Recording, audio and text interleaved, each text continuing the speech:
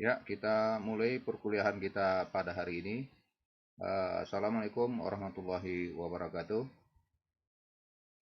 Waalaikumsalam warahmatullahi wabarakatuh. Ya, salam sejahtera untuk kita semua.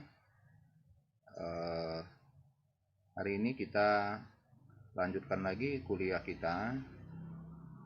Sebelumnya akan saya share dulu materinya. Ya, saya share materinya.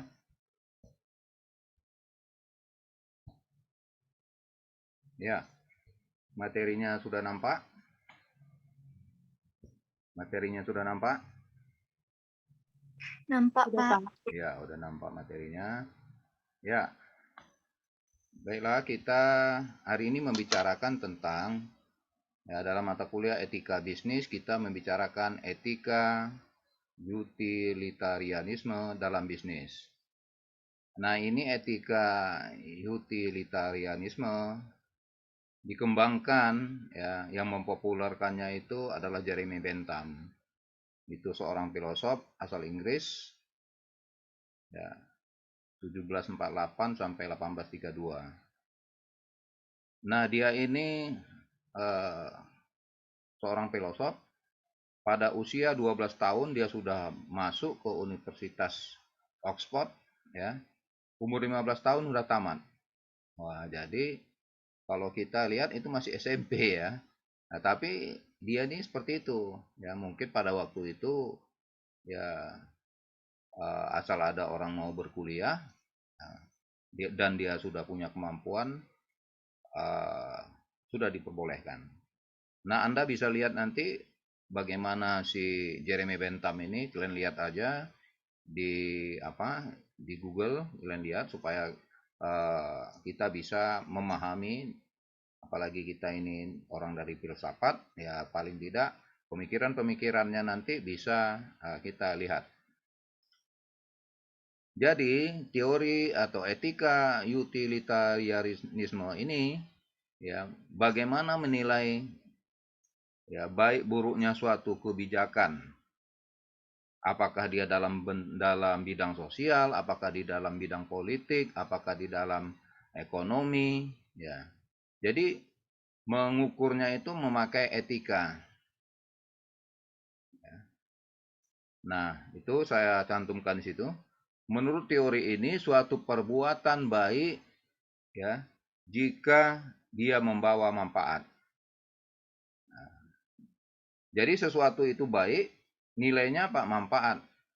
Manfaat itu bukan saja untuk satu orang, untuk ada dua orang, melainkan banyak orang. Nah, jadi kalau di dalam dunia bisnis, ya, bisnis itu dikatakan baik pakai ukuran ini. Kalau memakai ukuran utilitarisme, misalnya ada pedagang es, ya, pedagang es tadi dengan biaya minimal, ya, misalnya kita bilang dia jual es keliling, untungnya banyak. Di dalam dunia bisnis, ya, itu pokoknya banyak untung, udah bagus bisnisnya. Tetapi berdasarkan etika utilitarianisme ini, ya, ternyata dia memakai zat pewarna. Nah, itu misalnya ini saya kasih contoh langsung, dia memakai zat pewarna. Nah, itu bermanfaat apa enggak? Kita tanya sama Irma Dayanti. Irma Dayanti, kira-kira bermanfaat itu? Enggak dengar suaranya. Pelan kali atau apa audionya nih? Atau si apalah? Nindya lah, Nindya. Saya bilang tadi tukang es keliling memakai zat pewarna. Ya, macam mana? Iya, Pak. Nggak Bermanfaat. bermanfaat untuk banyak orang. Itu bermanfaat untuk banyak orang. Pakai zat Tidak, pewarna. tidak. Hah? Tidak, tidak. Tidak. Makanya dia itu bermanfaat untuk dia. Untuk dia ya manfaat lah. Banyak untung dia. Ya, kalau pakai zat pewarna, apalagi pakai zat pewarnanya bukan pewarna makanan. Kalau pewarna makanan masih mending. Sekarang banyak orang memakai zat pewarna untuk tekstil. Nah, itu kan udah gawat tuh. Ya, banyak penjual makanan, penjual minuman es dan lain sebagainya itu memakai cat pewarna ya untuk tekstil. Nah, ini kan bahaya itu. Ya, macam saus, banyak seperti itu. Nah, ini berdasarkan etika utilitarisme ini, ya ini tidak baik. Ya, jadi itu buruk. Jadi yang dinilai di sini adalah tentang kebaikannya itu dari jumlah orang yang banyak. Ya, nggak bisa kalau hanya dinilai, oh ini baik, bagus. Kenapa banyak untungnya? Nah, itu tidak benar di dalam etika utilitarianisme ini. Nah, kita lihat lagi pengembangannya. Nah, apa kriterianya? Apa prinsip etika utilitarianisme ini? Pertama, manfaat. Yang dilihat, manfaat. Nah, kemudian dilihat lagi yang kedua, manfaat terbesar. Nah, kemudian yang ketiga, diuji lagi manfaat terbesar bagi sebanyak mungkin orang. Nah, jadi ya, kebijakan atau tindakan itu mendatangkan manfaat ya,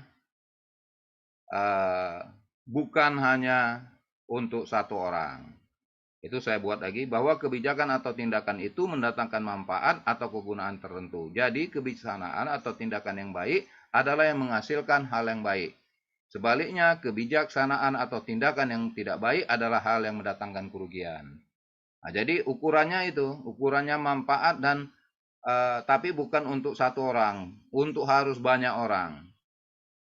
Nah, yang kedua, kebijakan atau tindakan mendatangkan manfaat terbesar, ya, dibanding dengan kebijaksanaan atau tindakan alternatif lainnya. Dibandingkan ya. Jadi dalam etika bisnis ini perlu dipelajari, ya. Apalagi kita ya di dalam prodi filsafat bisnis. Oke. Nah, atau kalau dipertimbangkan adalah soal akibat baik atau akibat buruk dari suatu kebijakan. Maka suatu kebijakan atau tindakan dinilai baik secara moral kalau mendatangkan lebih banyak manfaat daripada kerugian.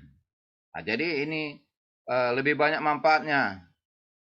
Nah, sama misalnya ini bukan dalam bisnis, dalam penetapan hukum di dalam Islam ini misalnya saya untuk membanding, ya, untuk melihat Quran mengatakan, ya, minuman yang memabukkan itu diharamkan. Kenapa? Nah, kenapa diharamkan? Nah, karena lebih banyak mudaratnya, lebih banyak negatifnya daripada positifnya. Nah, itu. Jadi, menjatuhkan suatu hukum dilihat dari lebih banyak resikonya. Kalau udah resikonya lebih tinggi daripada manfaatnya, wah itu dikatakan haram. Nah, gitu. Jadi, ukurannya seperti itu. Kenapa? Karena misalnya minuman memabukkan. Minuman memabukkan itu kan ada manfaatnya. Ya, ada manfaatnya. Pertama, ya bagi yang penjual itu kan ada manfaatnya. Kemudian kalau dia dipakai sedikit misalnya, ya mungkin untuk menghangatkan badan. Nah, tetapi setelah dilihat secara seksama ternyata lebih banyak bahayanya, negatifnya daripada positifnya. Nah, jadi hampir sama pemakaian dengan utilitarisme ini, etikanya. Nah, jadi ya dasar ketiga kriteria tadi yang udah kita sebutkan, ya, dia harus bermanfaat besar, bermanfaat untuk lebih besar lagi. Suatu kebijakan atau tindakan adalah baik dan tepat secara moral, dan jika kebijakan atau tindakan itu mendatangkan manfaat atau keuntungan. Itu berarti tindakan yang membawa manfaat atau keuntungan tertentu adalah tindakan yang baik secara moral. Oke, kita lihat lagi materi kita hari ini.